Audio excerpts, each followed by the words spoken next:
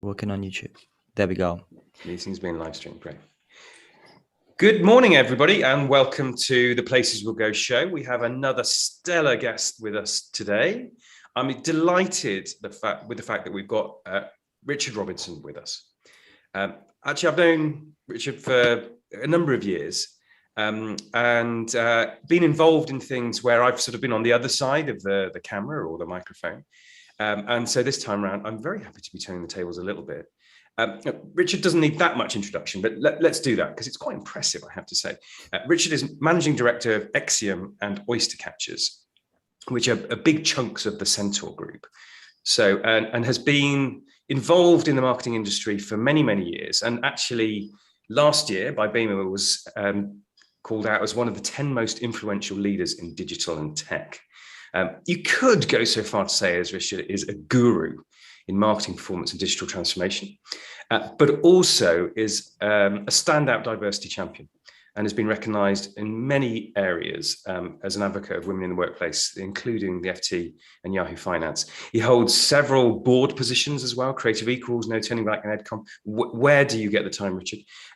He worked on the launch of Orange in the early 90s, so many accolades. He's worked at Coke, Publicis, McDonald's, and also Filofax. I think we need to find out about that one. That's an interesting start to a career. We're also very grateful for Richard. He's a mentor for the School of Marketing. Richard has just turned 50, so we'll be getting some midlife reflections as well. I'm so grateful that you've come on the show, Richard, because most of all, I think you're just a really good bloke. So fantastic to have you on the show.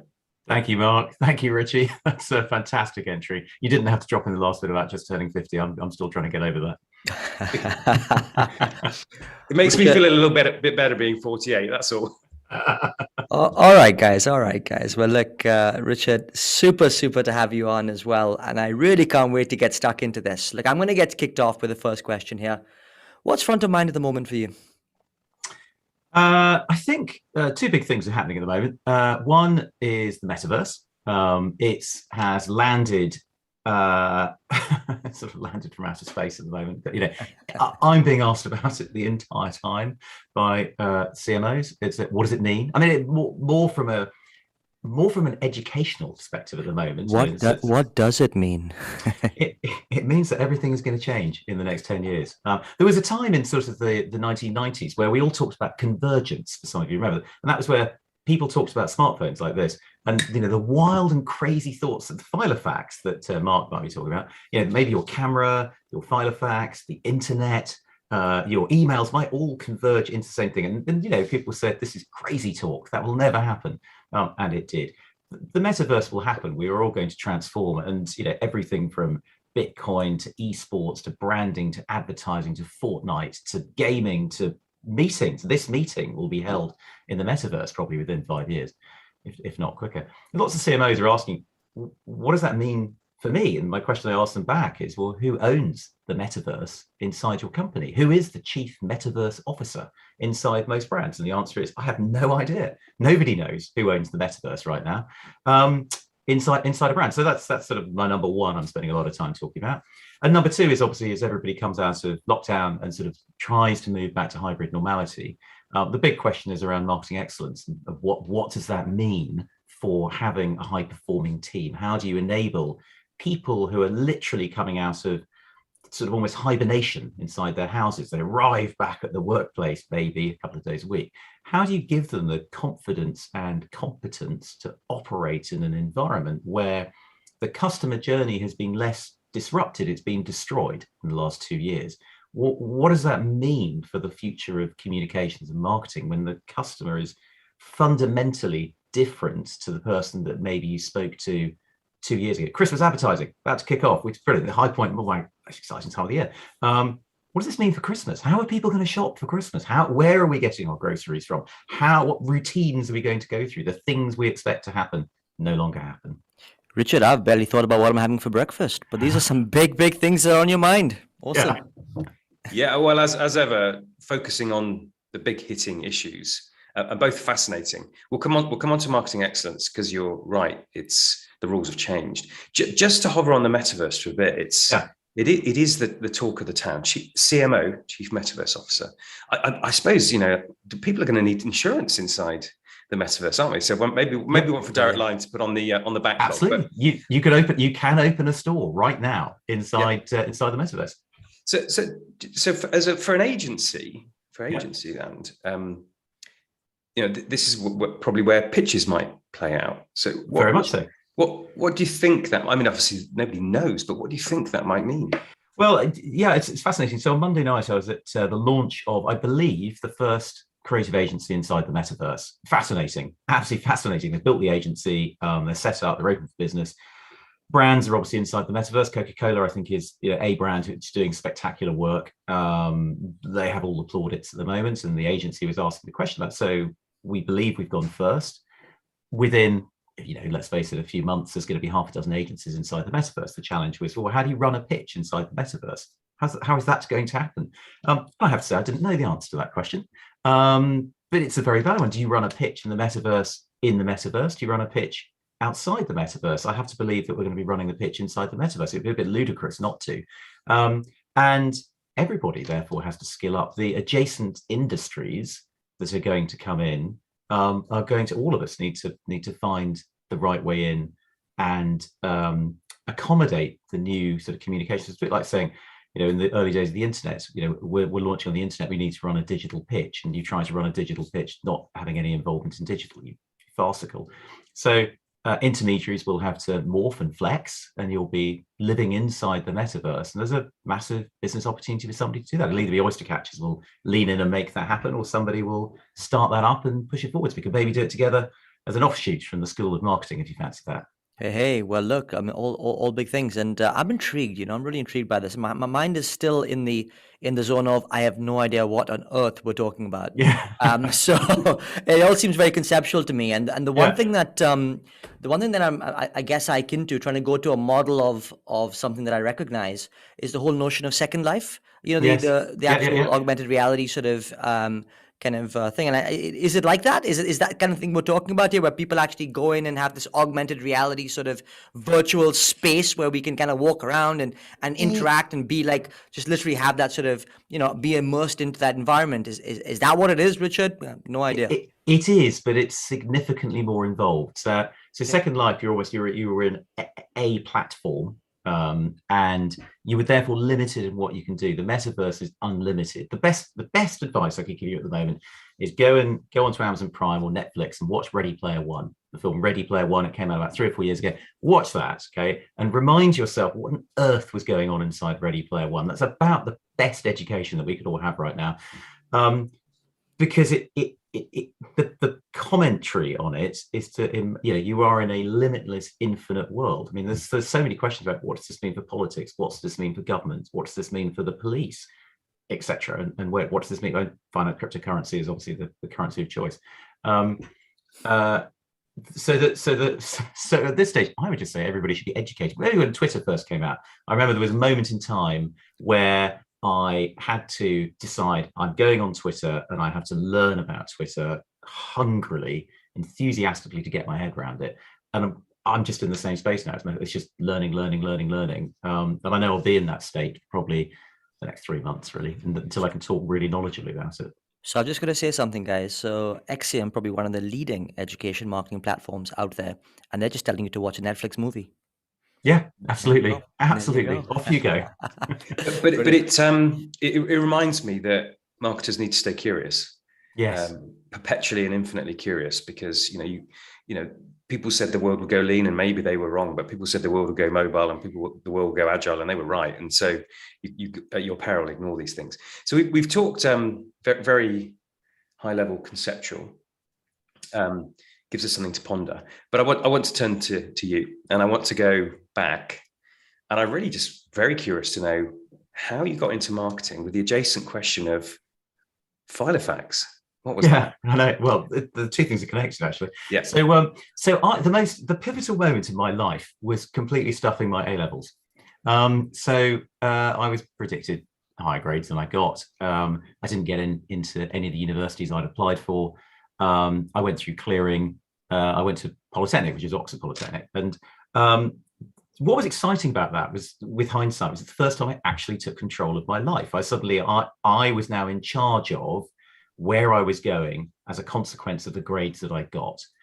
And because I went through clearing, I was always wanted to do history, and I had to do a split degree. So I did history and educational studies. And what I learnt was educational studies was far more exciting than history. And that's the study of how children and people learn. So it's not necessarily being a teacher, although I spend a lot of time teaching in primary schools and special needs schools.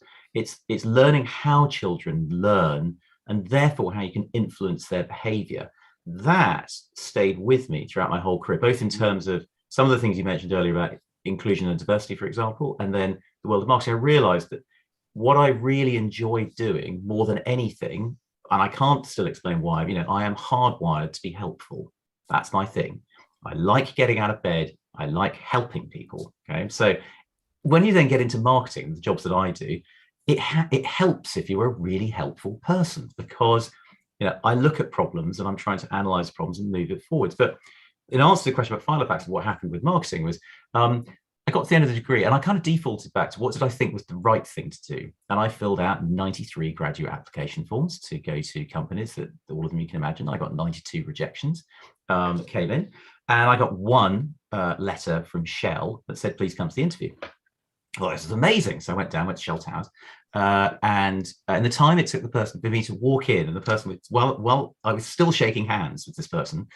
He said, because Oxford Polytechnic had just changed its name to Oxford Brookes University.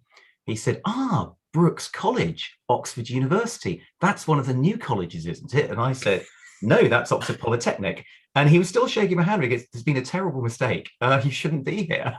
And I went, oh, Christ. So that's the end of everything as I know it. But the fun part of the story, and I wish I knew this person's name because he had such an impact in my life, was I said, and I don't know why or how I had the confidence to do this. I said, okay. I said, I understand the interview's over when it hadn't even started. He said, yes. And I said, but I've still got 40 minutes with you. Could we just have a conversation? And he said, what about? And I went, about me and what I'm doing wrong. And he said, okay. So we sat down and he said, what do you want to know? And I said, well, I've had 92 rejections. I've now had 93 rejections. Where is it all going wrong here? And it's fascinating because his observation said, you are pretending, effectively, you think that you are a graduate coming out of a top university with an amazing degree. He said, I have got graduates coming from Oxford and Cambridge and every university with firsts in every subject you might possibly imagine, and that's not you. You need to find a job, not through the channels that you're going. This is not open to you. And although that sounds harsh, he really made me stop and think. I had sort of defaulted back into this world. I wasn't in control of my life. I was playing by the rules of the game that somebody else had put down. And what I've learned is that when I don't play by the rules of the game, when I sort of think around the problem, I don't need to go through the front door. I can go over it, under it, blow it up, really. I thought this is great. So I went away. I looked in the back of Marketing Week, which ironically is part of the company that I work for. The next day, I found an advert in the back of Marketing Week to go and to get a job. Russell Parsons, the editor of Marketing Week, very kindly found me a copy of the exact Marketing Week ad that I applied to, and that was how I got my first job in marketing. Filofax, it was just. I think 3 months in, I was like, oh God, what am I doing? I loved Filofax as a thing, but I could already see that this was quite one-dimensional as a product, and it taught me a few things. It taught me that it was an industry that I wanted to be in, but it was a very sales-driven job as well. But the actual act of sales of a product that I couldn't really see how it was going to innovate and move forward, so I felt like I was going to be caught out quite quickly. And I then moved into a creative agency, working on the point of sale for the launch of Orange. So all of the little counter cards when you walk into a mobile phone shop, those kind of things that we were working on. Brilliant. I loved it. Well, sales promotion at its best. Let me tell you then, Richard, that I probably have to blame you for a few things, because my very first job was actually in Orange retail. And I stood about 20 hours a week, and actually probably one of my favorite jobs in the world. But there was a a phenomenal campaign, which we did in partnership with Avon. I'm not sure if you even remember it. Nevertheless, yeah. it kind of went awry, but that's another story altogether. Richard, it's funny because every time I speak to you, I tend to start veering for big questions because I just love your perspective on things. And the way that you came into the industry and the way that you had relative success, and that conversation really resonates with me that you've had with that recruiter. And you said, don't play by the game, right? Think around the problem. And I wonder if we're coming to a point in recruitment today, and more so maybe entry-level graduate recruitment coming through, where more people need to think like that. Typically, and by the way, not just people, not just grads, I think companies need to think a little bit better about how they are going around and actually creating the rules. And I'd love to get your thoughts around that point. One from a learner or a student perspective about not playing by the rules, and maybe from an employer perspective going, hey, we got a problem here because actually we're not getting the right kind of people through the door. Yeah, I couldn't agree with you more. I mean, for businesses to survive as they go forward, they must have diverse teams of people. That's the people who can think, who can mine the insights, who can innovate, who can execute. It doesn't matter if you're a marketing brand, it doesn't matter if you're a creative agent. Why do you need that? You need it because they're going to come up with better ideas. And if they come up with better ideas, they're going to come up with better solutions. What's better solutions mean? It means that you will be able to grow your brand. You will be able to be more compelling to your customers as you put them through. The challenge I always find, though, is that the way into these companies is predicated on a model that was created pre-digital. I am going to write a CV. I'm going to get some exams first and foremost. I'm then going to write a CV. I'm going to mail the CV, email the CV in. Somebody's going to read the CV who doesn't really probably know anything about the job that they're hiring for anyway. They're going to be using terms that were probably written 20 years ago. And then the person's going to go to an interview. And I sit there going, this is madness. And a conversation that I had, so admittedly, this is 8 or 9 years ago, with the global HR director of one of the largest advertising holding companies out there. And her position was, she said, look, and I was talking to her about, don't you think the whole CV model is so antiquated? Why are you forcing people to do this? And her position was, she said, look, if people are so lazy that they can't send us in a CV, then why should we be considering them? And I thought, God, surely that in a nutshell is the problem. Because it's not that people aren't so lazy to send in a CV. The majority of the amazing talent has never been educated or has the experience, or maybe their family members don't have the experience of how are you going to write a great CV, and what's the subconscious bias of the person when they get it? I mean, anybody that works with you that knows that I get overly excited about fonts. And the reason why I get overly excited about fonts is I think a typeface, can tell you an enormous amount about the person that sent it to you. It's like, so, did they actually care about the letter? Have they actually thought about this? Is it Times New Roman on a white background when they sent it in? But people, those kind of things matter. But so for a lot of people, when they write a CV, I know that is a conscious bias that I have. I'm very aware of it. Now, for a lot of other people, they just wouldn't think about this as how they format houses. So I think that the mechanism into a lot of companies is so antiquated and out of date, and it relies as well, crucially, on this amazing arrogance that the talent is going to come to the company, not to be confused with the company going out. I mentored this incredible school in Brixton called the Evelyn Grace Academy, and you sort of take a group of year 10s and you stay with them for 2 years, and you're working your way through the amazing David McQueen, Richie, who I know that you know, when he was running Magnificent Generation. And I remember, and there was this moment where I was in talking about what I do, and somebody put their hand up, and I was probably I'm going to say 96% of the class were non-white, and this person stuck their hand up, who was a young girl, and she said, "So when I get in there, are they all going to be like you?" And that's a big question. I said, "So when you say like me, just so we're clear, do you mean I'm a man? Do you mean I'm white? Do you mean I've got a degree? Do you mean I'm from the Isle of Wight, which they knew? Do you mean I'm good looking and sexy and all those, all those things?" but I just said, so which, and I just mentioned, and pretty honest, she said, "Yeah, all of that." And it was just her answer cut me dead. And I was like, Christ, because what I look and sound like. She was like, "Okay, is it like that?" And I said, I had to be honest, that there are too many people that look and sound like me. I said, "So why am I here?" And it's great. And she thought about it for about 2 minutes, talked to the girl next to her, and she went, "Because you want me." I went, "Exactly. That's this is what we need to do. But she went, so you're here, and then she went, you're in my school because but there was a sort of moment there. She was like, okay, so you're coming to me to get me to come to you. Yes, that's why I'm here. Love Not to be that. confused with an expectation that these children would automatically, I mean, the school is brilliant, don't get me wrong, in how they're going to prepare the children, whether they leave at 16 or 18, but the arrogance that a lot of companies have, that that people have to come to them, as opposed to these companies actually thinking about what's the talent they need to grow their products and strategies and brands to move forwards. And that talent may not know that they need to fill out a CV and find them on the website and send the stuff in, because that's never been explained to them before.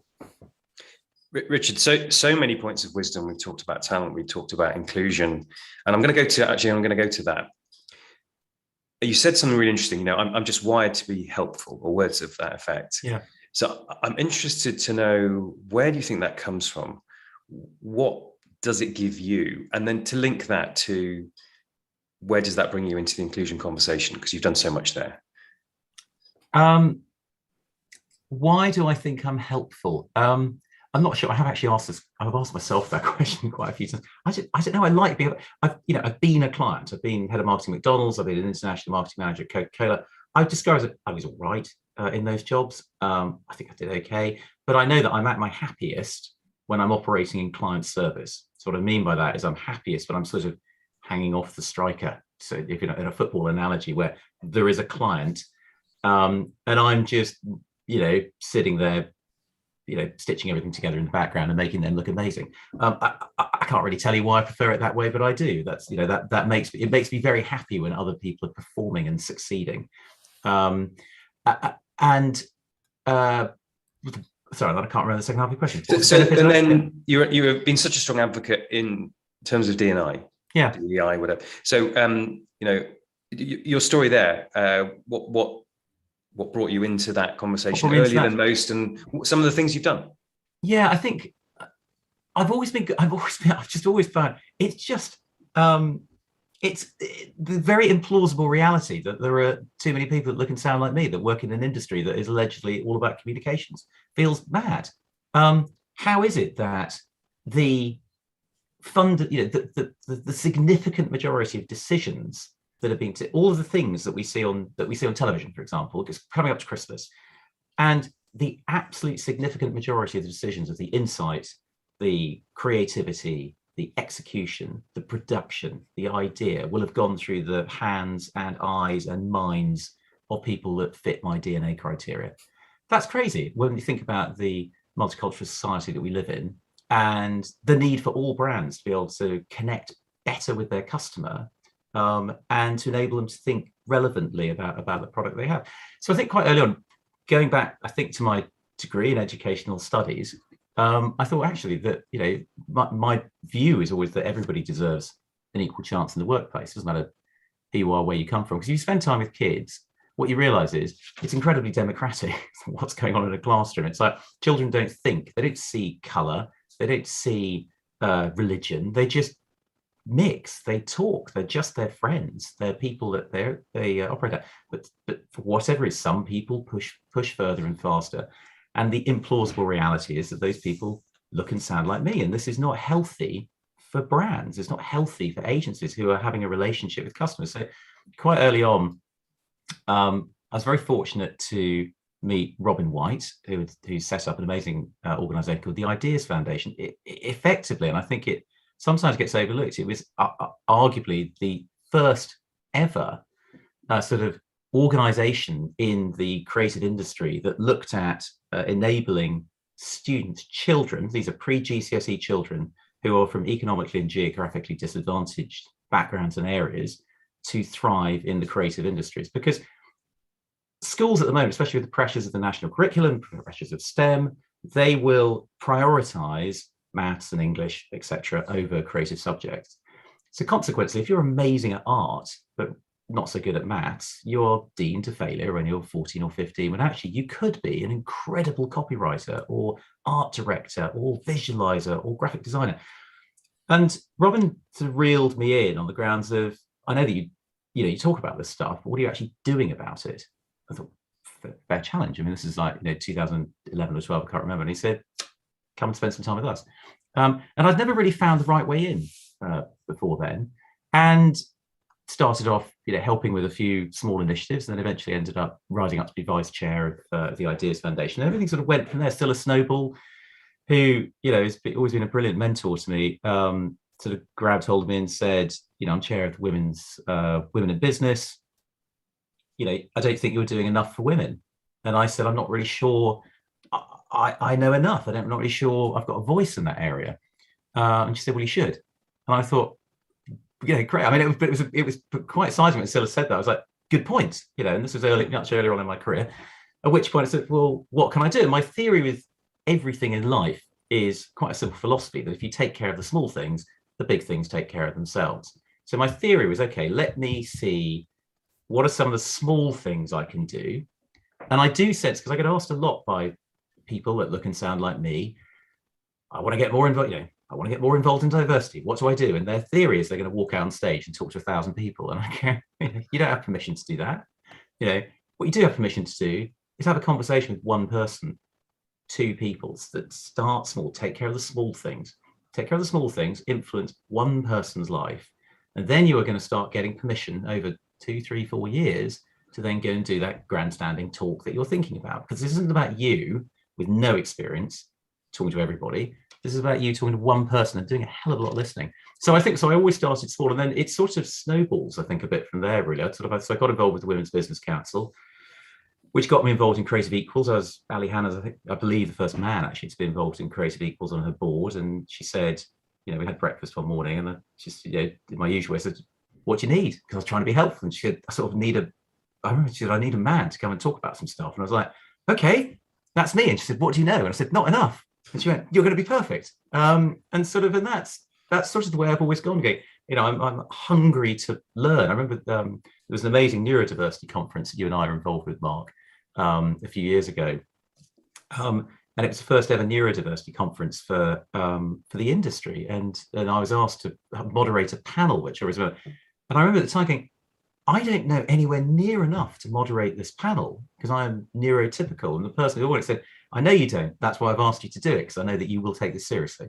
And I went, yes. And what are you going to do for the next 2 months? And I then spent on 2 months, deep dive, heavy learning from the 4 panelists, and I just, sure, they're frustrated as hell with me by the end of it, because I was just hungrily learning so that we could spend half an hour having a conversation and I could enable them to look like the superstars where really get a point of why the industry needs more people with the skill sets that they had, rather than less people.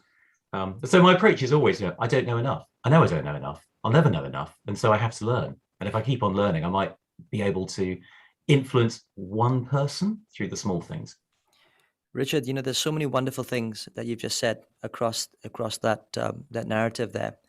And, starting out with that thought around being humble and, not, in fact, the key to the gem of the nugget was the fact that you admit that you don't know enough, but you're goddamn well going to find out. Yeah. But that little thing there has then led to so many wonderful things in your life, because people then can almost consider you as a go-to guy coming to you because they know you're going to be helpful, and yet they know you're going to take it seriously, and yet be humble enough to admit what you know and what you don't. It's just really, really great. And you mentioned the word snowball a few times, and I thought that was a really lovely turn of phrase or a word to use, because actually, it feels very organic. It feels like you're just doing what you do, and whilst you're in your happy place, things just start to happen because you're operating in your optimal, because you're just so happy in the world that you're in. But that probably is only half the story as far as I'm concerned. And the reason why I say that is because I think when we speak, you talk about careers and the way you navigate scenarios as a game of chess. Mm-hmm. And I loved that thinking too. So there's a wonderful sort of paradox or polar opposite, one being organic snowball and the other being actually you got to have a little bit more thought into some of the actions you take. And I'd love just to get your thinking around how you navigate that balance. Yeah, the game of chess analogy is a good one. I mean, I'm always trying to think 2 steps ahead or 3 steps ahead. And when you end up being a really helpful person, when you end up crucially knowing that you're going to work in client service, is what I know, after a time, everything becomes quite predictable. And so things being predictable means that, very senior marketers, like Mark, for example, will have a finite number of problems. They might not know it, and the words coming out of their mouths might be the same from one CMO to the next CMO, but actually there's a predictable number of problems that they're going to come to me with. It might be that whatever words come out, it might be they need a new agency, it might be they need new ways of working, it might be they need to sort out their organizational design, it might be that the chief exec hates them for whatever reason, but there's a predictable number of things. So actually being 2 steps ahead means that you can all the information is there for someone like me right in front of me through either personal networks or reading annual general reports or spending time looking at recent interviews and articles. All the signs are there. You just have to know what they are. And then when you know what they are, you can then be 1 step ahead of the person, so that, the words coming out of their mouth, it's not that you're trying to be clever. It's just like, oh, that's really interesting because I've just seen this. And therefore I think the challenge you're going to be facing is this, this, and this. It's sort of the being 1 step, or looking around the second bend. It's always trying to work out what's the I don't even know if the story is true, but I heard the story about Stephen Hendry versus Steve Davis. These 2 snooker players way back in the day. Steve Davis was the king of snooker, and Steve Hendry was then the young chancer, the young lad who then overtook him. Alex Henry, I think it was Alex Henry, Steve Henry, I can't remember. Anyway, but the point of the story was that somebody said, when an interview said, why are you so much better than Steve Davis? How did you make that happen? He said, well, I once heard Steve Davis give an interview and he said he always thought 3 shots ahead. So I thought if I could think 4 shots ahead, I'd beat him. And I thought, that's just genius, absolutely genius. And so my approach to life is sort of this bit about, well, if somebody else is trying to be 2 moves ahead, well, I'll just try and be 3 moves ahead. And so it is organic in the sense, again, but I find that the more I do to sort of almost like a spider's web, but that makes me sound quite sort of a bit mean and evil, especially with my hands suddenly going like this, but it's sort of, or maybe a puppeteer, it's sort of just having the spider's web analogy, is having sort of just feelers out there that, just things are happening. It's like annual general reports are brilliant, because if you read everyone's annual general reports, what you find buried in them every time, giving away all my trade secrets, is you suddenly read, we're going to have a big e-commerce strategy next year. And you go, oh, that's interesting, because I know that their e-commerce sucks.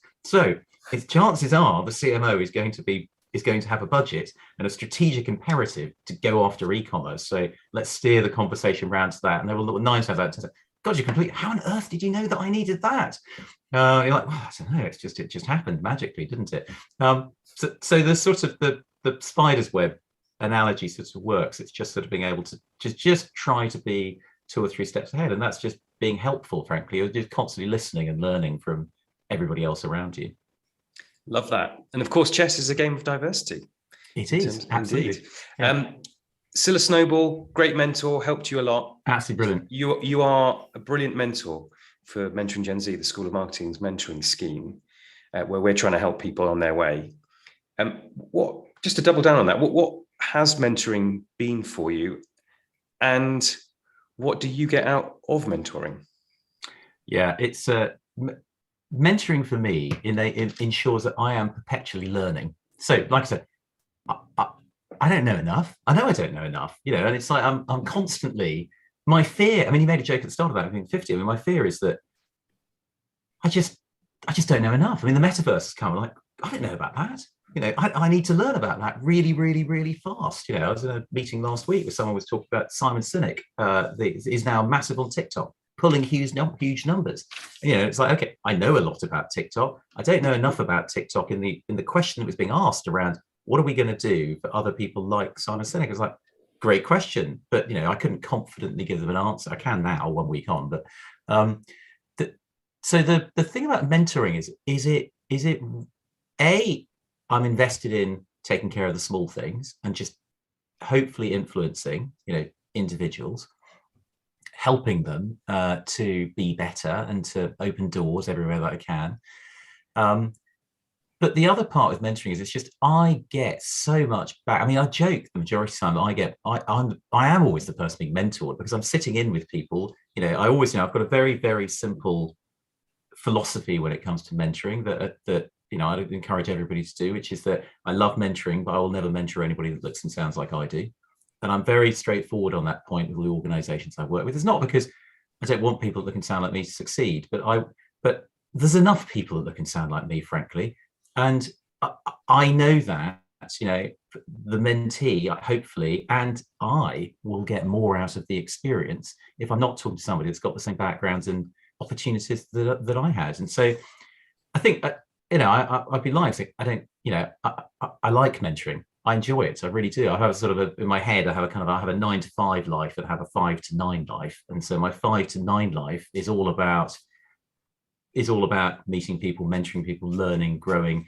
It's all about just keeping on pushing out the personal network. So as you know, I'm in a mentor for about 10 different organizations, and it does get to a point where you have to go, oh, that's the maximum that I can do. And I think I'm fortunate. I've just had some phenomenal mentees, and I think I have been shown the right way of doing things by people in my life, which someone like Silas Noble gives enormously. But she's very good with the carrot and the stick. She's very good at highlighting what I need to be doing more of and where I need to be leaning in and why haven't I done that. Now maybe she's got more confidence in doing that because I'm into my career, but it's great. And I think the fun thing for me is I always say to the mentees that most organizations, I don't know, I've mentored with NABS and BIMA and WhosYourMomma and Crazy Vehicles, all these organizations as well as so say it's a 6-month engagement. I always say to all the mentees going, I'm not one for the rules. It's like, so let's just get rid of that one straight away. You can bring me whenever you like. It doesn't matter if it's that important to you. Get in touch. And I had a mentee I hadn't spoken to for 2 years, and I got a call at 10 o'clock a couple of months ago, 10 p.m. at night.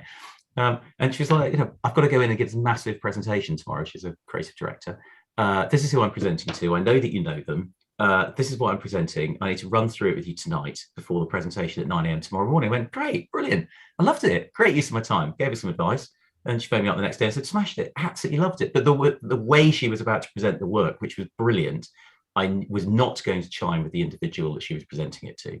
And it's because the way that person thought was they needed to have, here is the big idea. Let's have a conversation about the words for the big idea first, because they're a left brain logic individual. I want to understand the words first. And only when I've reassured myself that I understand the intellectual aspect of what you're presenting to be, can you get the pictures out of the bag? And her approach is going to be, let me show you the pictures and then we'll talk about the idea. So just reverse it. And that's what you want.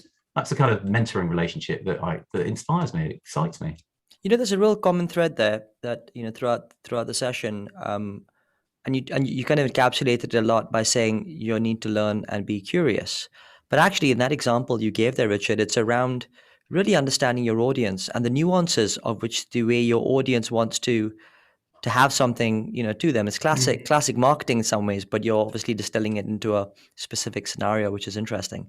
The other interesting thing that you said, by the way, is you said that I'm part of 10 different mentoring initiatives, and I think at some point I've got to think that's enough. I wonder if 10 is probably a little bit too much anyway. You've already tipped yourself into it, but there you go.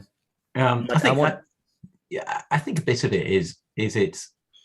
I don't have mentees in each one of those organizations all at the same time, but it's just I struggle a bit when you've got organizations that need help, and I know that I've got the opportunity to either just connect up some dots or connect some people or open some doors, and that's what I struggle with saying no to. The thing that I would sort of reflect on then is clearly as part of that you actually are running a very, very important organization and a very busy day job, and the whole helpfulness can actually turn into exhaustion if you're not careful.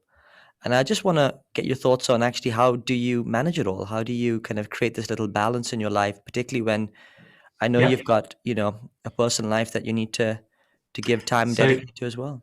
So the good news is every single organization that I work with impacts positively my job. So what you're not hearing me saying is I'm mentoring in the engineering industry or the sports industry or the whatever. It's everything. I know that the more input I put into that, the easier my day job gets, because the network grows bigger. The favors, I have this sort of trick that I do. I have a relationship that everybody knows. I sort of operate in a currency of finance and favors. I'm very happy working for favors, not rather than finance. It's just because if you pay things forward the entire time, it always comes back in the future, and people can help you when you need them. So operating as long as I mentally make sure that all of the people I'm helping, all the organization involved, they are all in the land of digital marketing, creativity, that sort of space, it means that all of these people help me in the future, all those organizations. How do I get access to people a lot more senior than I do in the industry? It's because I've got access to all these different organizations. And so it makes my day job easier, quicker, faster, more seamless. The more I engage in the industry's inclusion, diversity, and equality programs, the significant ease it is to do my actual day job. So that's brilliant. And then family life. I'm very fortunate. I'm married to an amazing woman. I've got 2 brilliant daughters. One's just started university, the other's at school in Streatham. And the nice thing is, they're brilliant, supportive. And it's just, I think we're lucky. We're quite a tight unit. We're all very good friends, I think, more than anything. And the girls of my daughters and my wife, everybody's has the same sort of mindset and thought process as to what you need to contribute to be able to just push everybody forwards, make things better. And so it's nice. It makes for very constructive conversations at home. And the nice thing is, I know they'll watch this eventually, I get loads of feedback, and that's great because there's nothing better. The best feedback you get is from the people closest to you, and saying, well, wouldn't have done that, should have done that. Why didn't you do this? Do you think that's a bit too much? And that's incredibly helpful to me because I know that they mean it when they give it. What a lovely vibe you've given off with that answer. And I know you've worked very hard to make what you've done in the world. Embedded in everything you've said is so much advice. So unfortunately, final question comes around. It's gone in a flash, hasn't it? But yeah, as people think about hybrid working, the metaverse, the disruption to the customer journey that you mentioned, or the destruction of the customer journey, what is perhaps the single piece of advice you'd give to marketers trying to make their way in the world? No small question. Yeah, great. Thanks, Mark. And I'm now just thinking about, I need to say something really, really clever. My advice is that the thing that's happened, the thing that has fundamentally changed in marketing in the last 18 months is that every single human being has digitally transformed. So we used to talk about digital transformation being all about companies, but successful digital transformation is 90% people and 10% tech. Companies, though, only ever focus on the 10%. They never focus on the 90%, whether that be the customers or their own people. What the pandemic did was it meant that we all suddenly had to focus on the 90%. So human beings have now become consumers. They consume content, they purchase product 168 hours of the week. That's just the mathematical equation 24/7. So that whenever they want to consume content, whenever they want to purchase product, they can do it. However, whenever they like. Here's the challenge for marketers. Marketing departments still follow the hours that retail shops used in about the 1950s. So you are 38 hours a week. I mean, back in the 1950s, you had half day trading on a Wednesday and you worked on a Saturday morning. But so marketing departments are closed for significantly more than the customer is open. 130 hours a week, marketing departments are shut. So here's the thought for marketers. What are you going to do to bridge the gap? What are you going to now? There's a bunch of options here. You could work 3 shifts in a day. That's fine. I mean, it works for retail. It works for McDonald's, where I used to work. It's seamless, effortless, brilliant, because the customer now works in real time. They operate in real time. So as a marketer, you need to understand MarTech. You need to understand AdTech. You need to maybe think about flexible working hours. We all talk about flexible working hours, but hell, now's the time to do flexible working hours because the customer doesn't care about retail trading hours of the 1950s. They care about the 168-hour economy on their smartphone. So if I was a marketer now, that's the single biggest thing that would be keeping me awake at night. What am I doing in the 130 hours a week that the customer is out there happily trading, but I am closed for business? You just need I've used an analogy on a lot of conferences where I've just had a big closed sign on a shop door saying that's for most customers. Again, I don't need marketers to be working at midnight, but I need them to think hard about how are they filling, how through the digital transformation of human beings are they going to fill that 130 hours a week? That is absolutely mind-blowing and mind-boggling, as has the entire conversation been for me, quite frankly. It's been so enriching, honestly. And that thought just the analogy you painted and the image that you've left in my mind is just incredible, actually, and actually, really shift that needle in how I need to think about things. And clearly, at the School of Marketing, where we're teaching marketers how to be better, that embryonic thought is something that's really going to stay with me, and I'm going to think about how best to embed. So you talked about the need to leave with a powerful word, and you certainly have there, Richard. So thank you so much for that. Thank you for everything, quite frankly. I'm going to try and do my best to sum up just some of our key thoughts on this conversation, and then I'll pass over to Mark for a close. So, in the first instance, kicking off with the metaverse, a massive topic in itself, and the need really to kind of get our heads around this and figure out then what implications it has for us and our industry, as well as the consumer, of course, as we move forward, is going to be something that all of us will probably spend a lot of our mind's eye on for quite some time to come. When coming back to yourself personally, and perhaps what encapsulates you and where you sort of got your purpose from, was the need to be in control and take control. And very early on, as you talked about your A-level experience, which I'm sure lots of people listening to this conversation can relate to, has become really important. And I think that thought around, turning a situation, that little moment where you could have walked out the door, but actually, no, you used it to your advantage, to get some advice, to get some insight. Now, those are the small moments in life. As you said, sweat the small things, right? But that's a small moment in life. That's you took advantage, you grab it with both hands, and you kind of say, look, I'm going to turn a bad situation good out of here.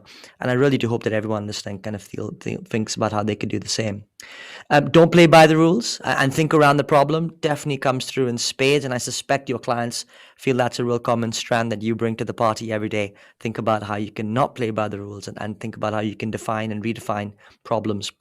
I love your anecdote around fonts. Man, I never even thought about this. Phenomenal, exactly. Right? Come on, guys, get your fonts right. Richard will be watching. And the thought around you being happiest when you are helpful is really great. And the thought then become around the snowball effect that then happens as a consequence of that is just really powerful and something all of us need to take away. The final thing I would say, game of chess. Just remember, guys, if your competitors are 2 moves ahead, just always be 3. So I'm going to leave a couple of nuggets left for Mark, I'm sure, because there's just so many. But Richard, just a massive, massive thank you. Honestly, it's been a brilliant conversation. Yeah, good job, Richie. I'm going to try and boil it down to a few key words that Richard evokes in me. The first is reflective, in that you've really distilled the learnings from the key moments in your life, which is, we're all a product of our past. So that was very impressive. The second is the curiosity. I don't know enough. I've got to keep learning. I've got to learn about neurodiversity. I've got to learn about Simon Sinek on TikTok. Never know. Being slightly paranoid that you just don't know enough. Brilliant. All marketers need to hear that. The third is principled. I won't mentor people like me. The implausible reality of people looking like me and so on. So very principled. Fourth, congruent. It's sort of like a general feeling that you've got alignment in your thinking and your actions. And I think all power for that. And then finally, of course, ending on the note of being helpful, as Richie's talked about, there's just something which is true about that. It does happen to align to client services, but I suspect it sort of probably runs even a bit deeper than that. And so I'll end where I started, which say, which in summary, therefore, I think you do qualify as a thoroughly good bloke. And it's been an absolute pleasure to have you on the show, Richard. I hope you've enjoyed it. I know that our listeners will have done. So that's a wrap, but thank you enormously. Thank you so much. It's been an absolute privilege to come on, and I'm so proud to be part of the School of Marketing. It is phenomenal, and I'm really looking forward to